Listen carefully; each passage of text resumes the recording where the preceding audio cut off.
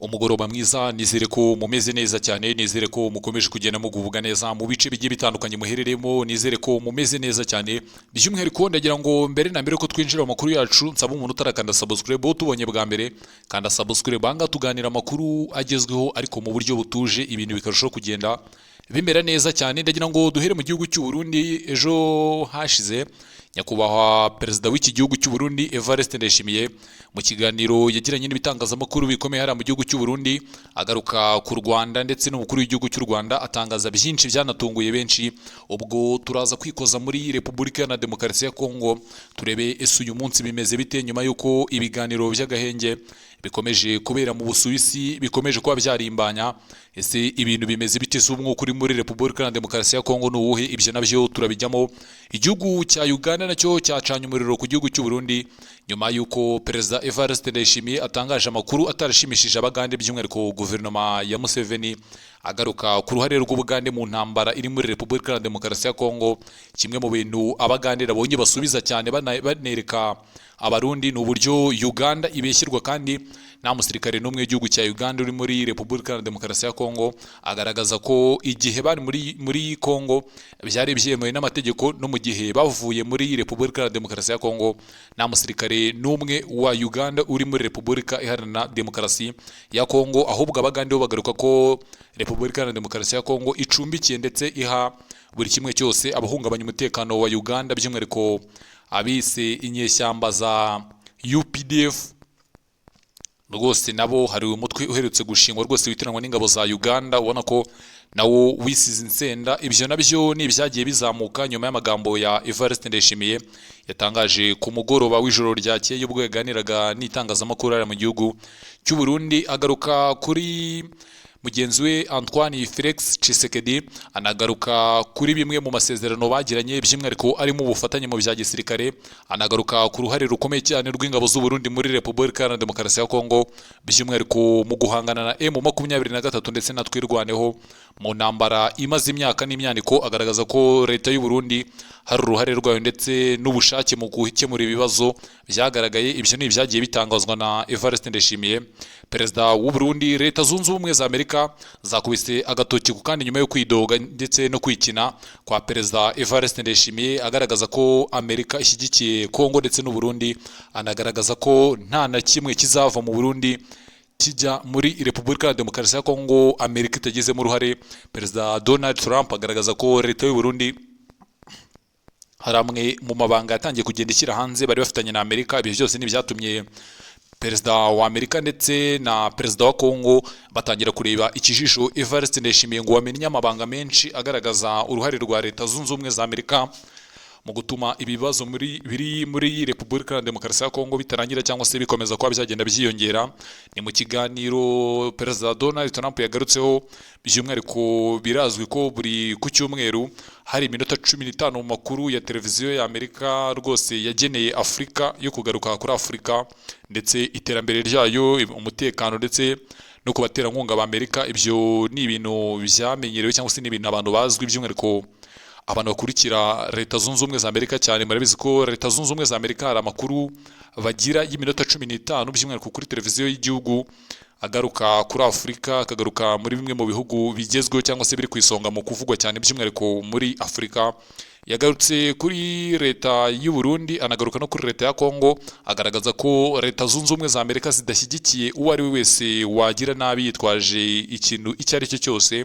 Anagaragaza ko Leta Zunze Ubumwe za Amerika icyo ishaka ari amahoro mu karere, by'umwihariko ku basivile ndetse na bamwe mu bantu bamaze kuba bagenda bava mu byabo bakaba basubira mu byabo. M23 nayo ikaba yashyira intwaro hasi. Akanagaragaza ko leta ya Kinshasa nayo ibitero igaba ku baturage cyangwa se bimwe mu byagiye bivuga ko igaba ibitero ku baturage, by'umwihariko abasivile bamwe bakahaziga ubuzima, ibikorwa remezo bikangirika n'ibindi bigiye bitandukanye byagiye bigaragazwa. Bigaragara ko rwose Amerika ibikurikirana byose, kuko hari abantu benshi by'umwihariko barimo General Sultan Makenga bagaragaje ko Leta Zunze Ubumwe za Amerika yaje ireba uruhande rumwe, by'umwihariko uruhande rwa leta ndetse n'abafatanyabikorwa ba leta, by'umwihariko banagaragaza ko Leta Zunze Ubumwe za Amerika ifitemo inyungu muri iyi ntambara iri muri Repubulika ya Demokarasi ya Kongo, agaragaza ko leta ya Kinshasa hari ibitambo itanga kuri leta zunze ubumwe za Amerika kugira ngo ifatire ibihano uwo ari we wese utavuga rumwe na leta ya Kinshasa. Ibyo ni ibigenda bitangazwa n'abantu by'umwihariko abo ku ruhande rwa M23 uko bwije nuko bukeye. Sultani Makenga kuri uyu munsi nawe hari amakuru yakomeje kugenda amuvugwaho, bivuga ko yamaze gufata umwanzuro ukomeye cyane wo kwemeza ko nta bindi biganiro nyuma y'ibiganiro byo mu Busuwisi ngo nibitagira ikintu bitanga, nta bindi biganiro bizongera kuba. Ni mu gihe byari biteganyijwe ko nyuma y'uko AFC M23 Alliance Fleuve Congo ndetse na leta ya Kinshasa, nyuma y'uko ibi biganiro byo mu Busuwisi biba byarangira cyangwa se nyuma y'uko bigomba kuba byarangiye, hagomba kongera kuba ibiganiro bigomba kubera South Africa. Ayo ni amakuru rwose yakomeje kugenda avugwa, ariko abantu muri M23 by'umwihariko AFC M23 bo bamaze gutangaza ko rwose ibyo biganiro ntabyo bazitabira, kandi nta n'ibyo bazi. Banagaragaza ko ibi biganiro byo mu Busuwisi ariyo mahirwe ya nyuma bahaye leta ya Tshisekedi yo kuba bakisubiraho cyangwa se bakemera ibikubiye mu bisabaga. By'umwihariko M23 yajyanye impapuro zigizwe na page 7 zirimo ibyifuzo bya M23, ubwo ni AFC M23 kuko M23 ni ishami rya gisirikare, ariko AFC M23 niyo igenda niyo ihagarara uyu mutwe by'umwihariko mu bya politike mu buryo bugiye butandukanye. Murabizi ko abavandimwe barimo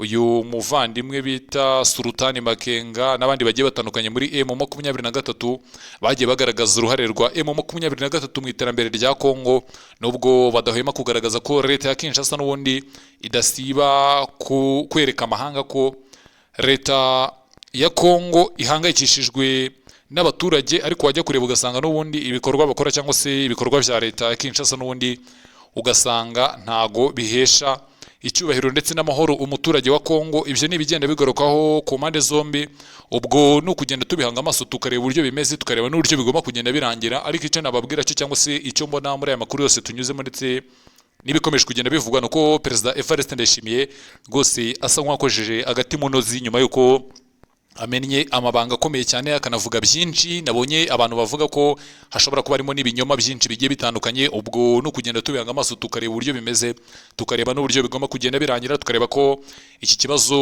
nk'uko Sultani Makenga byifuza, agaragaza ko ibi biganiro byo mu Busuwisi bigomba kuba ibya mbere n'ibya nyuma, kuko bamaze kuba bagira ibiganiro byinshi kandi bitagiye bitanga umusaruro. Bizeye ko ibi biganiro byo mu Busuwisi bigomba gutanga umusaruro, bitaba ivyo rwose ngo nabindi biganiro AFC M23 igomba kwerekezamo. Perezida w'u Rwanda Paul Kagame biteganyijwe ko agomba kugira uruzinduko muri Congo Brazzaville mu gihe kiri imbere. Ni amakuru avuga ko nyuma y'irahira rya Denis Sassou Nguesso wa Congo Brazzaville, nyakubahwa Perezida wa Repubulika y'u Rwanda Paul Kagame mu minsi iri imbere agomba kugirayo uruzinduko. Aya ni amakuru dukesha bimwe mu bitangazamakuru bikomeye cyane hano mu Rwanda. Ubwo ndagira ngo mbanze ndebe iyi nkuru kugira ngo mu kanya nze nyibagezeho mube tayari kugira ngo muze kuyikurikira. Imana ibarinde, ndabakunda cyane.